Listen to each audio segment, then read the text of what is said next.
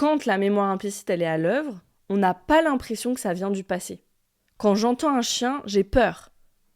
Point final. Je me dis pas « Ah, j'ai été mordue quand j'avais 6 mois, quand j'avais 2 ans.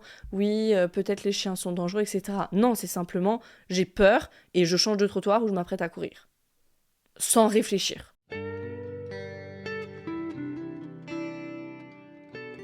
Bienvenue dans Pas de soucis, le podcast pour se libérer de l'anxiété avec Camille Thomas. Je suis Camille et avant d'être coach de santé, j'ai été une grande anxieuse. Je me suis libérée de l'anxiété le jour où j'ai compris que ce n'était pas dans ma tête. Pas de soucis, c'est le podcast pour celles et ceux qui sont fatigués par tout ce qu'ils ont essayé et qui savent qu'ils ont le pouvoir de guérir de l'anxiété naturellement. Alors si tu veux vivre sans anxiété et que tu as l'intuition qu'on ne t'a pas tout dit, ce podcast est pour toi. Je te retrouve tous les lundis pour explorer les pistes qui te permettront d'accéder au calme à l'intérieur de toi.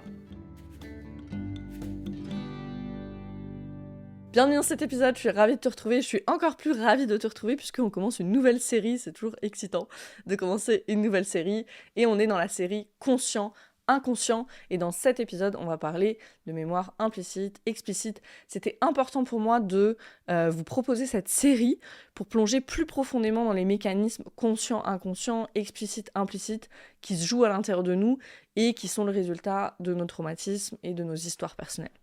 Pourquoi c'est important ? Parce que ces expériences, et puis successivement, suite à nos expériences, ces croyances qu'on a absorbées, continuent d'influencer notre présent, en permanence, et pas qu'un peu. On estime que 95% de nos choix sont l'œuvre de notre subconscient. Donc, ça vaut le coup de s'y intéresser, d'en comprendre les mécanismes, et de gagner en clarté, du coup, sur les leviers de changement à notre disposition pour agir à tous les endroits où on se sent bloqué. C'est vraiment ça que ça va nous permettre, de comprendre ces mécanismes conscients-inconscients. Donc on commence avec notre sujet d'aujourd'hui, la mémoire implicite et explicite. La différence entre la mémoire implicite et explicite, elle est vraiment importante si on veut se comprendre mieux et comprendre comment travailler de façon efficace avec le trauma. Donc quand on parle de mémoire, on a la mémoire à court terme et la mémoire à long terme. Ça, c'est une catégorie plus grande que explicite-implicite. On a court terme et long terme. Si quelque chose est pas important ou c'est pas important que tu le retiennes, ton cerveau oublie, c'est la mémoire à court terme.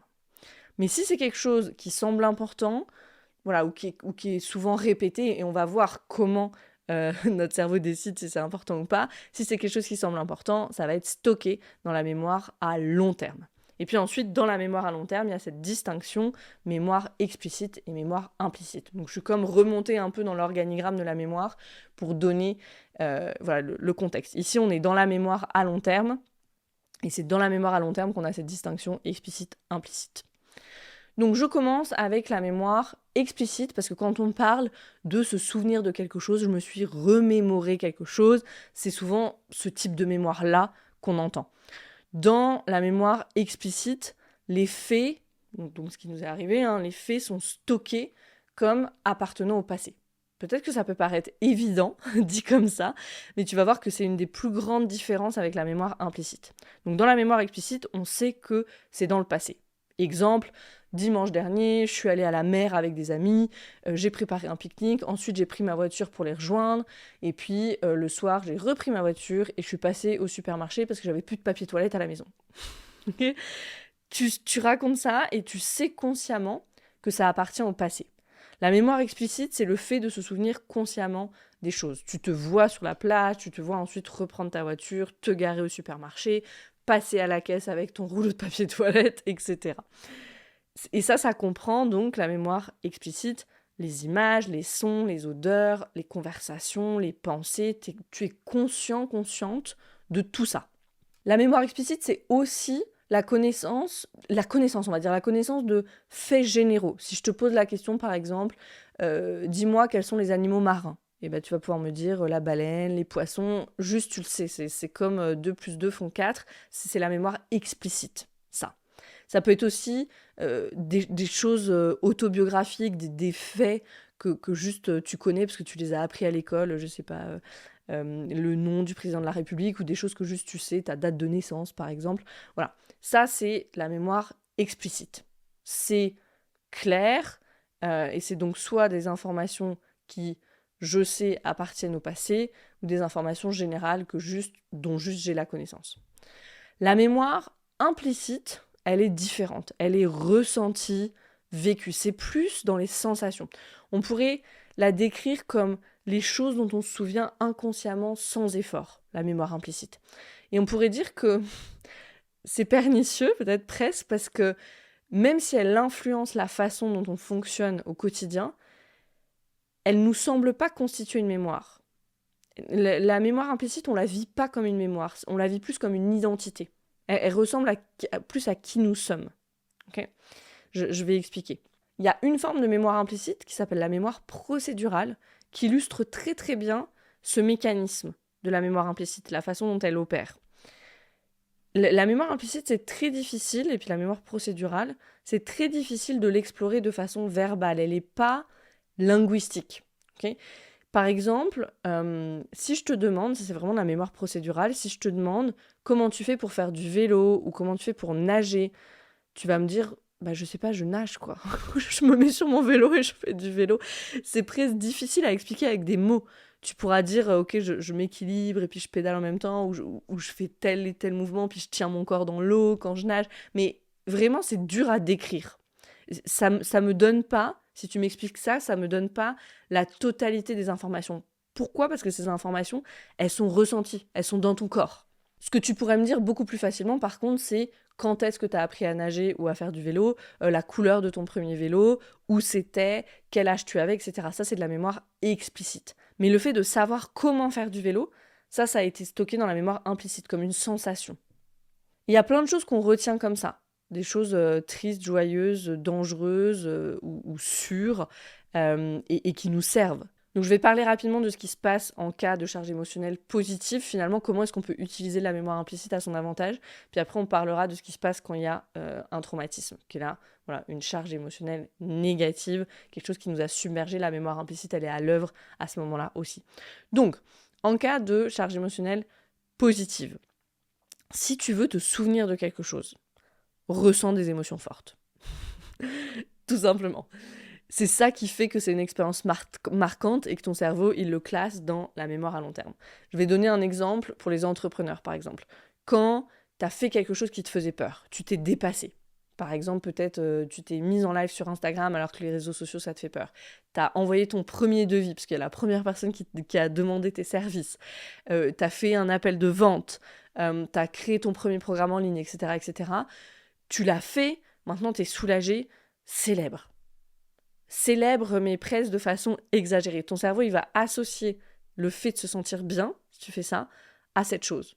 Et la prochaine fois que tu veux te sentir bien, au lieu d'aller manger du chocolat, il va te proposer d'aller faire quelque chose pour ton activité, d'aller gagner de l'argent. D'aller gagner de l'argent ou d'aller peut-être t'entraîner, faire du sport, tout autre objectif que tu as atteint et que tu as célébré.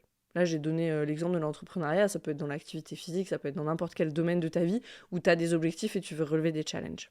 Donc là, j'ai parlé d'événements marquants. Une mémoire implicite, on a dit que ça peut être aussi la répétition. Donc elle peut se créer à partir de choses qu'on ressent souvent. Exemple, si souvent je mange du chocolat, je me sens bien, ton cerveau, il se dit « Ah, quand Camille veut se sentir bien, je vais lui suggérer le chocolat. » Okay, cette association émotion-mémoire implicite, elle peut être utilisée à notre service et bien sûr, elle peut aussi se retourner contre nous. Quand on est peut-être en proie à l'alimentation émotionnelle, si je reste sur le sujet du chocolat, ou qu'on consomme des substances, par exemple, l'addiction, elle est formée dans la mémoire implicite. C'est pour ça que les pratiques qu'on a pu voir, peut-être nous dans notre enfance, je pense que ça se fait moins maintenant, mais où on détournait les enfants de leurs émotions avec des bonbons ou du chocolat, ou maintenant c'est peut-être plutôt les iPads et les écrans. C'est pas super bon parce qu'on leur donne des stratégies d'adaptation, c'est ça qui va s'imprimer dans la mémoire implicite au lieu de laisser la place à ce qui est puis leur fournir des ressources. Ça, c'est un autre sujet. Mais voilà, ce qui est important à comprendre, c'est que ni le cerveau ni l'esprit ne peuvent simplement créer des souvenirs comme une caméra fait un film. Ok, c'est pas comme ça que ça se passe. Ici, je vais vous expliquer ce que le docteur Dan Siegel, il explique très bien. Ses livres, c'est Mindsight et Mind, entre autres. Il explique ça très très bien. Il nous dit d'abord, quand un souvenir se crée, d'abord, on reçoit un flot de données, en fait, un paquet de données sensorielles, brutes du monde extérieur, par nos sens, qui sont dispersées dans le corps, dans les nerfs, et dans le tronc cérébral. Or, ce tronc cérébral, qui fait partie du cerveau reptilien, c'est pas une partie pensante du cerveau. On n'a pas de souvenir conscient.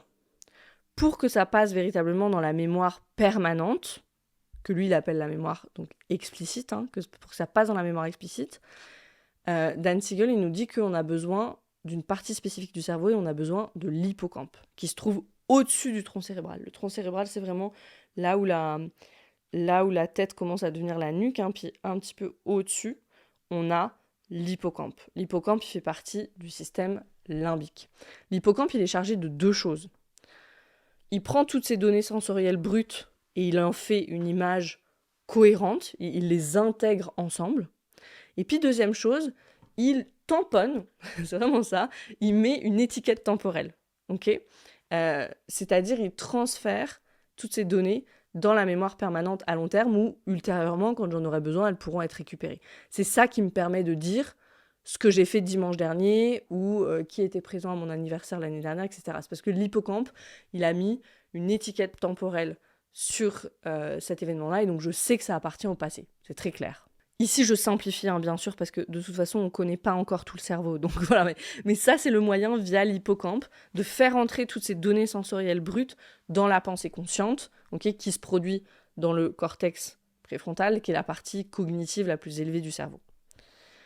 Donc, la mémoire explicite, c'est vraiment ce à quoi on pense habituellement en tant que mémoire. Encore une fois, c'est une mémoire de pensée, c'est une mémoire cognitive, c'est un souvenir dont on peut se souvenir en pensant, voilà, ça c'est l'ensemble du film, je me souviens de tout mon anniversaire, c'était en juillet 2012, etc. C'est la distinction passé-présent, elle est très claire. Prenons un autre exemple pour illustrer ça, qui est un exemple plus traumatique ici. Si je me suis fait mordre par un chien, peut-être il y a 2 ans, il y a 3 ans, c'est le cortex préfrontal qui aujourd'hui me permet de dire quand je croise un chien dans la rue, ok, c'est un chien, c'est ce chien particulier là maintenant, il n'y a pas besoin d'avoir peur, c'est pas le même chien.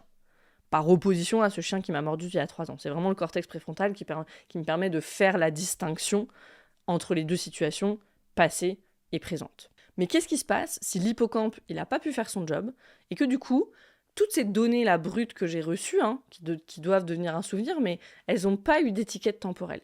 Donc je ne fais pas cette distinction passé-présent. Qu'est-ce qui se passe ? On va le voir, et puis on va voir les 4 façons. Qu'est-ce qui fait que l'hippocampe peut ne pas être disponible ?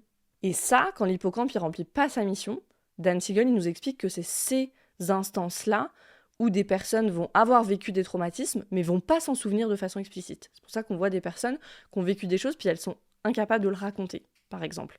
Par contre, voilà, elles vont avoir des flashbacks, etc. On va en parler. C'est venu se stocker dans la mémoire implicite. Donc je vais aller dans les 4 façons dont l'hippocampe peut ne pas être disponible. Ça, c'est Dan Siegel qui nous explique ça. Donc il nous parle de la conception jusqu'à l'âge de 36 mois.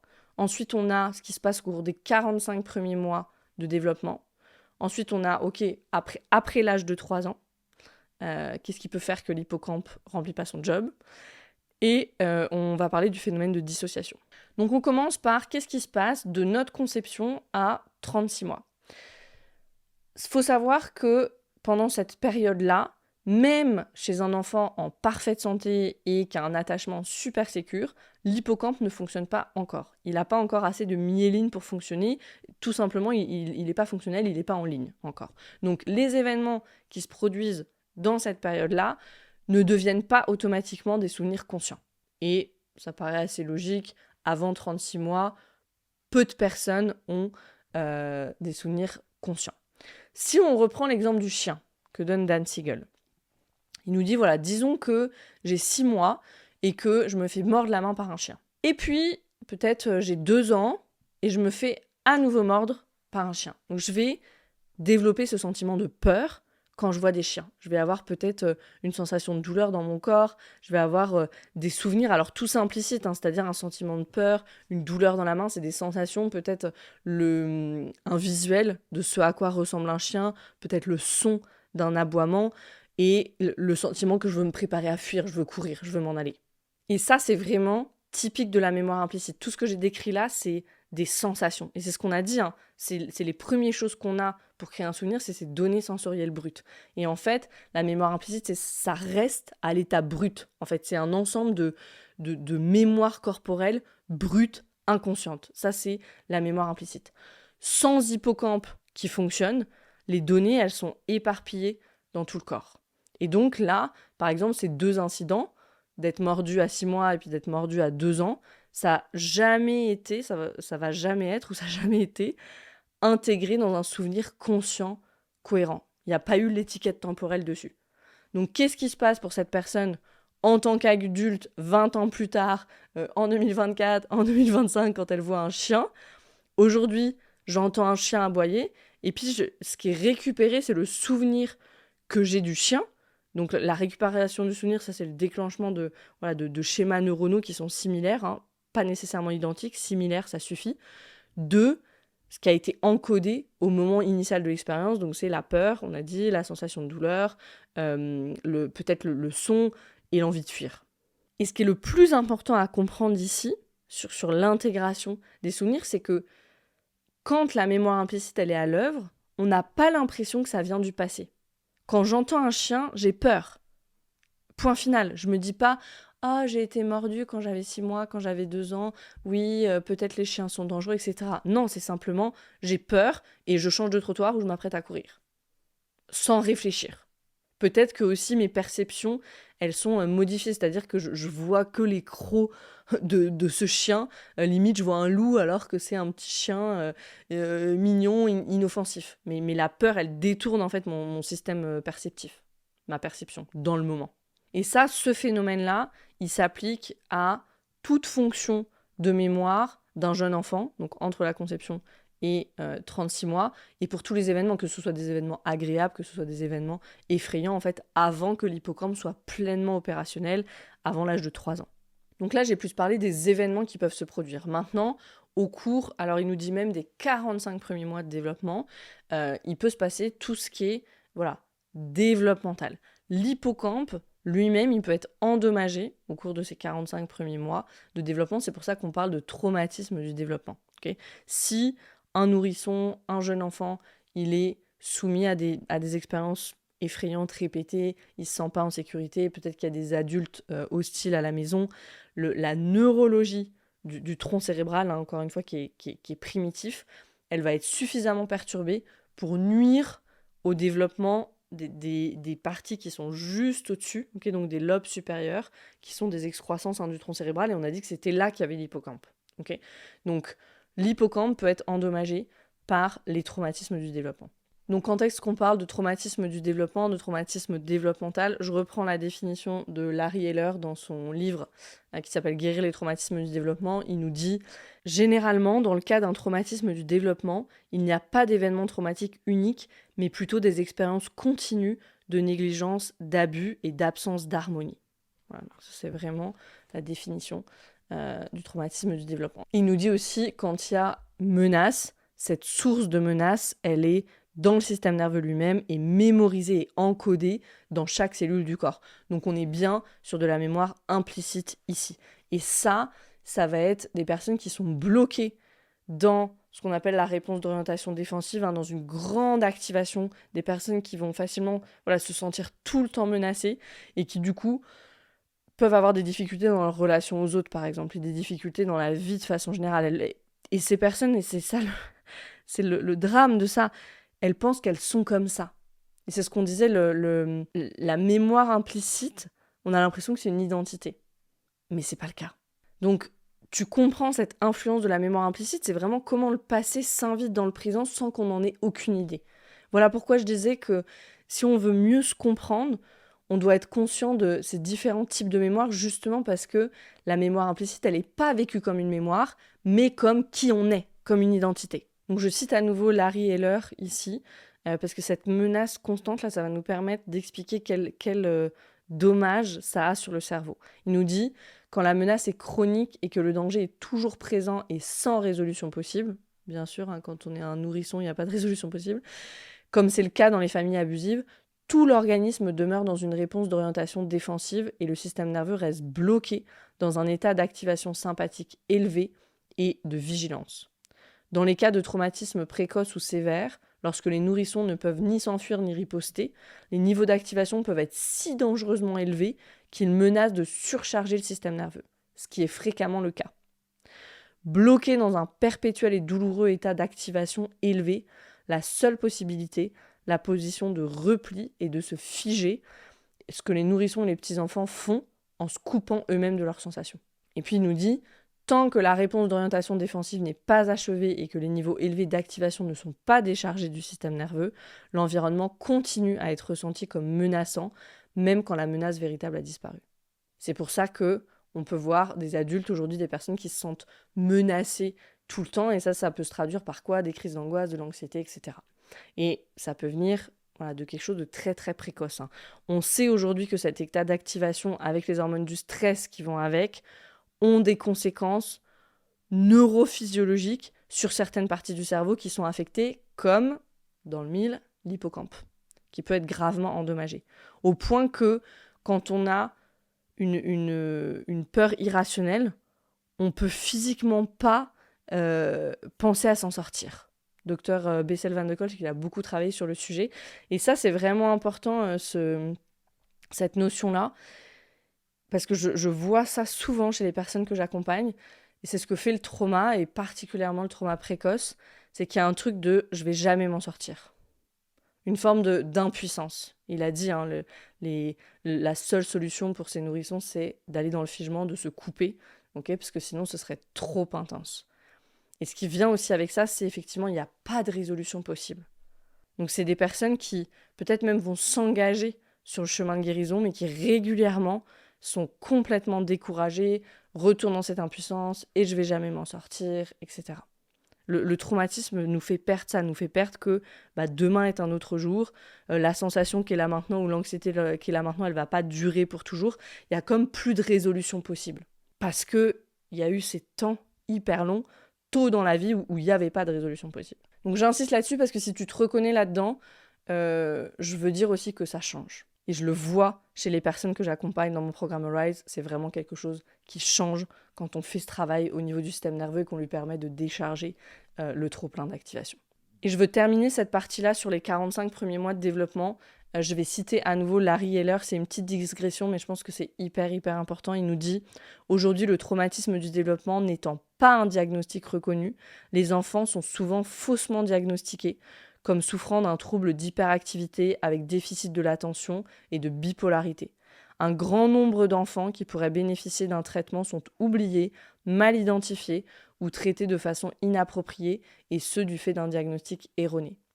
Une nouvelle catégorie de diagnostic ouvrirait des opportunités de levée de fonds pour la recherche et le développement de traitements appropriés à ce domaine critique du développement humain. » On sort un tout petit peu de notre sujet ici, mais je crois que c'est tellement important parce que les enfants, c'est le monde de demain, et c'est tellement important ce qui arrive aux enfants. Donc il faut vraiment qu'on élève la conscience sur ce sujet-là, le trauma développemental. C'est vraiment très important. Ce que je veux dire aussi, c'est qu'on peut tout réparer, tout renégocier, je le dis souvent, mais je le redis, et à tout âge, grâce à la neuroplasticité. Ok, on va le voir. Donc, j'étais dans les 4 façons dont l'hippocampe peut être endommagé. Ce qui fait que une personne ne va pas se souvenir d'un événement traumatique de façon explicite. Au contraire, l'événement aura glissé, sera resté en fait dans la mémoire implicite. Donc on a vu les 36 premiers mois, 45 premiers mois. Maintenant, qu'est-ce qui se passe après l'âge de 3 ans ? Un traumatisme après l'âge de 3 ans et à tout moment de la vie, ce que ça va faire, une chose qui est trop comme ça, c'est que ça va inonder le corps de tant d'hormones de stress que ça peut éteindre l'hippocampe. Si on sécrète massivement l'hormone du stress, le cortisol notamment, en même temps qu'on sécrète de l'adrénaline, le cortisol en grande quantité, ça va désactiver temporairement l'hippocampe. Et à long terme, donc quand on est tout le temps soumis à un stress, soumis à un danger, à long terme, ça peut même tuer les cellules de l'hippocampe. Je cite à nouveau Larry Heller ici, il nous dit « Bien qu'une activation émotionnelle augmente normalement notre capacité à nous souvenir, des niveaux d'activation émotionnelle excessivement élevés perturbent la mémoire. Dans le cas d'un grave traumatisme ou de stress post-traumatique, les niveaux élevés de cortisol dans la circulation peuvent endommager, voire détruire les cellules du système hippocampique, occasionnant ainsi une détérioration de la mémoire explicite. » Donc c'est ce qu'on vient de dire. Dans ce cas, qu'est-ce qui se passe ? C'est intéressant ce qu'il nous dit. Il nous dit « Les personnes traumatisées ne parviennent pas à mettre en mots ce qui leur est arrivé et leurs souvenirs se manifestent implicitement sous forme de comportements dissociatifs, de réactions de sursaut, de cauchemars, de flashbacks visuels et somatiques. Donc en résumé, l'hippocampe fonctionne pas bien ou fonctionne pas du tout en cas de stress intense. Et on se souvient, c'est cette partie du cerveau qui permet d'étiqueter les souvenirs dans le temps. Donc l'événement maintenant n'ayant pas d'étiquette de temps, il peut être réactivé à tout moment, sans conscience de notre part, par la mémoire implicite. Ça, c'est le fameux exemple du vétéran de la guerre invité à un barbecue qui sent l'odeur de fumée et qui part se cacher en panique. Ou plus proche de nous, pourquoi parfois est-ce qu'on peut entendre un son, sentir une odeur, arriver dans un lieu, croiser quelqu'un et puis on ressent de la peur, on ressent de la colère, ou il y a une anxiété qui monte, puis on comprend pas. Et si on n'y fait pas attention, peut-être que dans les heures qui suivent, l'anxiété elle est toujours là, où on va ruminer, où on rentre à la maison, puis on agresse notre compagnon, notre compagne, on sait même pas pourquoi, on se sent bizarre, ok ? C'est pas toujours évident de faire le lien entre ces déclencheurs sensoriels, ces triggers, et le phénomène de mémoire implicite, puisque la caractéristique de la mémoire implicite, c'est justement qu'il n'y a pas de souvenir clair associé à ce qui nous fait réagir aujourd'hui dans l'environnement. Donc ce qu'on fait dans le travail avec les traumatismes, c'est ce qu'on fait dans mon programme Arise, c'est développer tout un tas de compétences qui vont nous permettre de récupérer l'entièreté de notre expérience. Au lieu que ce soit des fragments sans lien les uns aux autres et qui nous échappent, on récupère les images, les émotions, les sensations, le sens, la chronologie, ce qui permet à notre système d'intégrer l'expérience et qu'on soit plus activé comme ça sans explication. Dernier cas de figure, en tout cas pour aujourd'hui, parce que encore une fois, on est loin de tout connaître sur le cerveau. Dernier cas de figure où l'hippocampe peut ne pas remplir sa mission, le phénomène de dissociation. Okay, y a des traumatismes pour lesquels une personne adulte, âgée de plus de 3 ans en tout cas on va dire, avec un hippocampe fonctionnel, peut littéralement pendant un événement traumatique se dissocier pour éviter de vivre le moment où il se produit en fait, pour pas s'en souvenir. Dan Siegel nous dit, vous pouvez littéralement diviser votre attention. Ça, c'est un pouvoir qu'a l'être humain. Il donne l'exemple d'une agression. Okay, il nous dit, si vous vous faites agresser, vous pouvez vous concentrer sur un lieu que vous aimez, par exemple, en pensée, partir à la plage. Okay, à ce moment-là, c'est comme si vous aviez débranché votre hippocampe. Le truc, c'est que malheureusement, ce qu'on ne peut pas faire, c'est bloquer le codage implicite. Donc je vous donne l'exemple que Dan Siegel il donne dans son livre Mindsight. Il nous dit, si vous avez été trahi par un de vos parents, votre père ou votre mère, si vous ont abandonné, blessé, ignoré de façon terrible, c'est pas logique que ça vous arrive. Alors comment donner du sens à quelque chose qui ne l'est pas ? Ce qu'il faut savoir, c'est que l'hippocampe, il est situé à la fois dans l'hémisphère gauche et dans l'hémisphère droit du cerveau. La partie de l'hippocampe qui est le narrateur, on va dire, qui raconte l'histoire, elle est dans l'hémisphère gauche. Mais pour pouvoir raconter l'histoire, elle doit faire appel aussi à la partie de l'hippocampe qui est dans l'hémisphère droit, qui stocke les données autobiographiques. Donc Dan Siegel, il nous dit, mettons que votre père a bu et il vous a agressé. Et à ce moment-là, vous êtes dissocié, vous êtes parti à la plage. Reprenons cet exemple-là. Des années plus tard, la personne va en thérapie et le thérapeute demande « Alors, qu'est-ce que vous avez ressenti ? Est-ce que vous étiez terrifié par vos parents ? Est-ce que vous aviez peur, etc. » La partie de l'hippocampe qui est dans l'hémisphère gauche, elle veut coopérer, donc elle appelle la partie de l'hippocampe de l'hémisphère droit, et elle lui dit « Est-ce qu'il y a de la peur, là, de ton côté ?» Et l'hémisphère droit dit « Non, il n'y a rien, il n'y a que de la plage. Il y a du sable, il y a de l'eau. » Mais le corps, il ressent la peur. Et peut-être que pendant la séance, là où j'ai mal au ventre, l'estomac qui se noue, la gorge qui se serre, rien de tout ça n'est conscient. Et la personne, elle comprend pas parce qu'elle dit « Mais il n'y a pas de souvenir explicite associé à cette terreur. » Donc voilà, 4e façon dont une situation, un événement peut ne pas arriver à la mémoire explicite si dans le moment on s'est dissocié. Donc maintenant, quelques pistes pour terminer, parce que si ce qui est retenu dans notre mémoire implicite n'implique pas notre conscience, comment est-ce qu'on peut commencer à en prendre conscience, justement ? Tu te dis sûrement, peut-être là en écoutant, c'est cool ce qu'elle me raconte, mais en fait si j'ai accès à rien, je fais quoi ? Je continue à me laisser balloter par ma mémoire implicite et mes réactions que je comprends pas ? Qu'est-ce qu'on fait ? Non. Première, bien sûr, étape, ça va être d'amener à la conscience. Donc, comment est-ce qu'on peut faire ça ? On trouve des signes de notre mémoire implicite à plusieurs endroits. Dans nos activations, ce qu'on appelle les triggers en anglais. Une chose qui peut te mettre la puce à l'oreille, c'est la disproportion. Okay ? Une réaction qui est disproportionnée par rapport à un événement dans le présent. Il y a de grandes chances que tu ne sois pas en train de répondre au présent, mais que tu sois en train de réagir au passé, sans le savoir, qui est la caractéristique de la mémoire implicite. Je vais prendre un exemple qui est arrivé il y a longtemps et qui n'arrive plus. Merci, tout ce travail avec le système nerveux.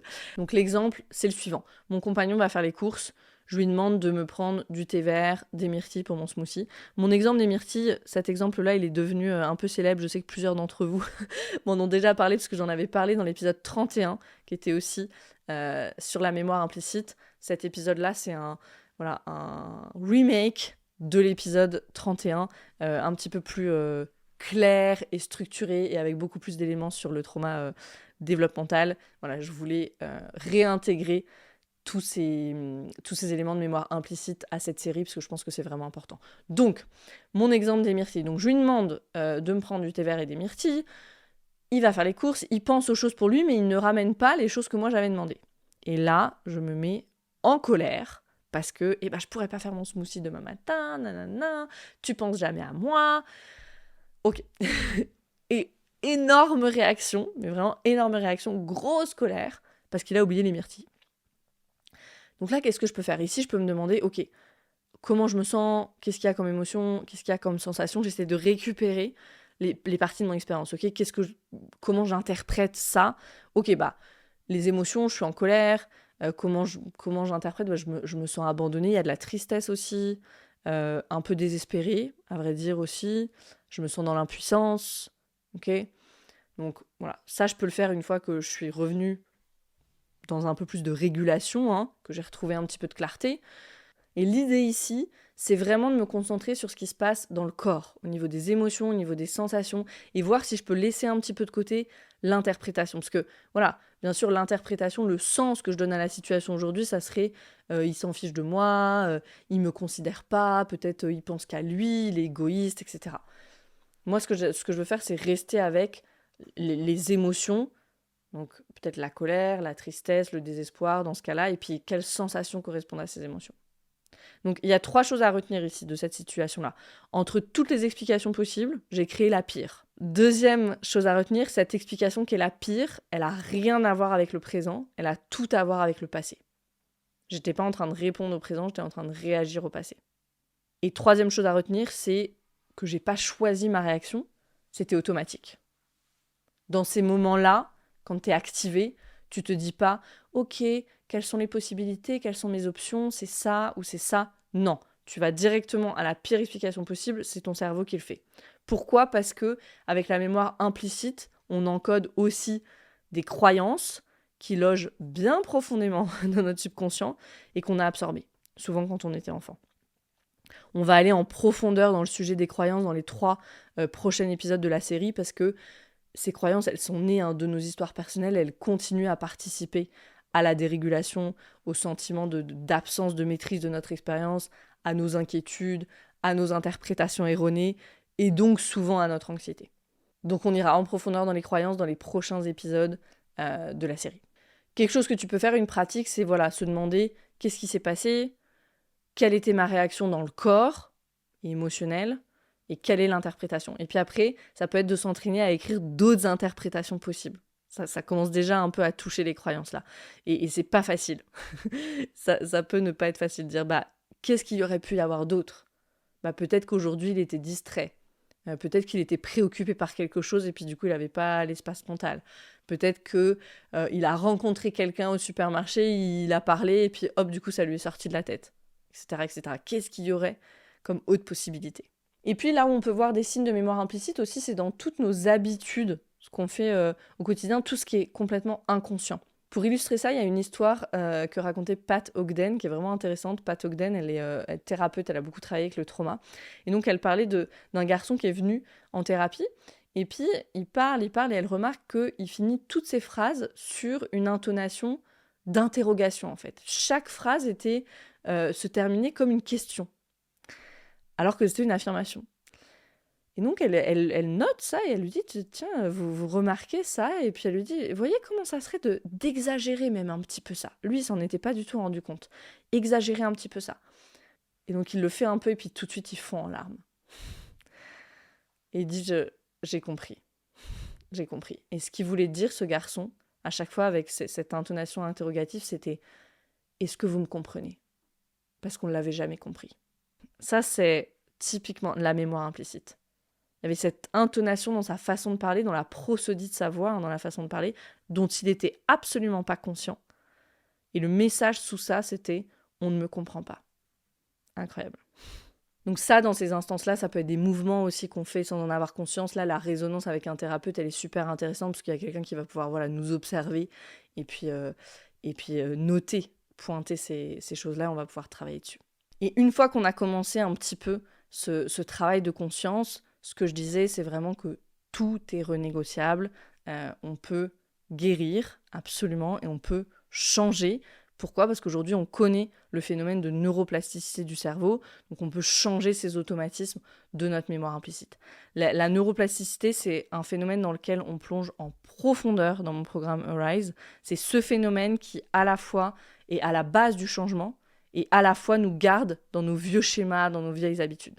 Dan Siegel, il nous dit la neuroplasticité, c'est la façon dont on peut étudier comment les connexions du cerveau changent continuellement tout au long de la vie.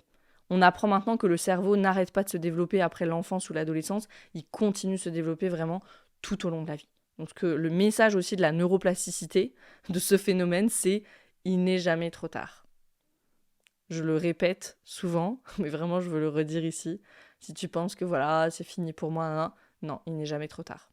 Créer des expériences différentes, et c'est ce qu'on fait dans Arise par exemple, ça va entraîner des changements en activant des nouvelles voies neuronales. Et plus ces nouvelles voies neuronales elles sont actives, plus les neurones recablent leurs connexions les uns aux autres et établissent ces nouvelles connexions alors synaptiques, et du coup ce qui nous permet d'avoir vraiment littéralement des nouveaux chemins dans notre cerveau et donc des nouvelles façons de faire, des nouveaux comportements qu'on adopte et qui deviennent notre nature d'aujourd'hui, de la personne qu'on veut être aujourd'hui. Toutes les pratiques qu'on fait dans mon programme Arise, elles font appel à la neuroplasticité. Et pratiquer sur des durées assez longues, elles permettent vraiment de changer nos connexions neuronales. Et quand on parle de changement de connexion neuronale, c'est super, mais qu'est-ce que ça veut dire ? Ça veut dire que ça permet vraiment d'installer cette transformation durable. Quand tu fais ça, tu as littéralement modifié la structure de ton cerveau. C'est énorme. L'image, c'est vraiment celle de nouveaux chemins qui se créent. Et à nouveau, des nouveaux chemins qui se créent dans le cerveau, ça veut dire quoi ? Ça veut dire ça nous redonne le choix de nos réponses. C'est plus je réagis et j'ai pas le choix, c'est ça crée de l'espace. J'ai à nouveau l'espace, le choix de mes réponses et du coup la possibilité de créer des nouvelles habitudes, des nouveaux schémas de fonctionnement, d'acquérir de nouvelles compétences aussi. Et ce travail, il est extraordinaire. Il prend du temps, et en même temps, il y a aussi des choses qu'on voit changer rapidement et il fonctionne. Ça fonctionne, tout simplement. Donc voilà pour la mémoire implicite qui est un sujet vraiment important. Si tu es intéressé par faire ce travail, rejoins la liste d'attente de mon programme Arise. C'est là que tout se passe si tu veux rejoindre la prochaine édition du programme. Et moi, je me réjouis de te retrouver pour 3 épisodes dans la continuité de celui-là sur les croyances et le subconscient.